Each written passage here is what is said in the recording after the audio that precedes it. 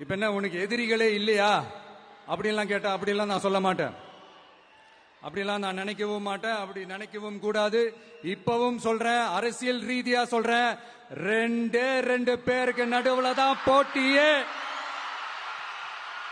ஒன்னு இன்னொன்னு எஸ், ஒன்னு டிவிக்கு, இன்னொன்னு டிஎம்கே. இதுக்கு நடுவுல வேற யாருக்கும் எந்த வேலையும் கிடையாது. ஏதாவது இருக்குன்னு சொல்றீங்க? எலெக்ஷனுக்கு முன்னாடியும் அவங்களுக்கு ஒரு வேலையும் இல்ல. இப்ப எலெக்ஷனுக்கு அப்புறம் சுத்தம்.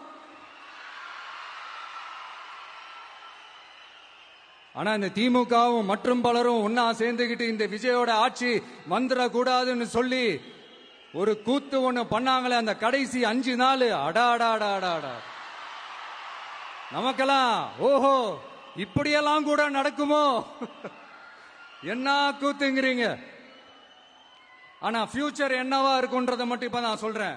உங்களுக்காக உண்மையா உழைக்க வந்த இந்த விஜயா, இல்ல இந்த விஜயோட ஆட்சி அமைஞ்சிட கூடாதுன்னு தடுக்க நினைச்ச ஸ்டாலின் சாரா? அவ்வளவுதான். இதுக்கு நடுவுல வேற யாரும் எந்த அல்லு சில்லும் உள்ள வந்து நம்மளை தடுக்கிறதோ எதிர்க்கிறதோ ஏதாவது பண்ணாங்கன்னா நிர்வாகம் அதுக்கு பொறுப்பில்லை ராஜா, நிர்வாகம் அதுக்கு பொறுப்பில்லை. ரிசல்ட் என்னவா வரும்ன்றது அது உங்களுக்கே நல்லா தெரியும். நம்மள ஏளனமா பேசுறதா நினைச்சு அவங்களுக்கு ஆப்பு வச்சுக்கிறாங்க.